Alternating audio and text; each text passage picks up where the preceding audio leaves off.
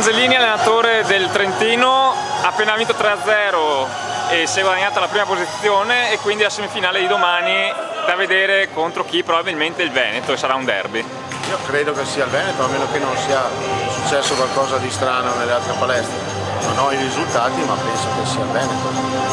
Come ci arriva la tua squadra alla semifinale? Penso che arrivi come arriva il Veneto, stanchi, però con la voglia di far meglio. Domani sera, tra l'altro, c'è un po' di mondanità con la discoteca. Spero di dover dire ai ragazzi non ci possiamo andare. La speranza credo che forse l'hanno anche loro. Io e assieme a tutto lo staff. Solo lo staff. Qual è il punto forte della tua squadra? Questo. È il vice?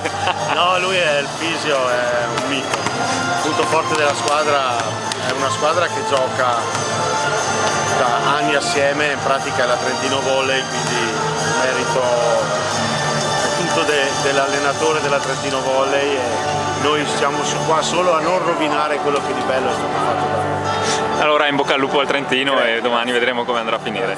Grazie mille.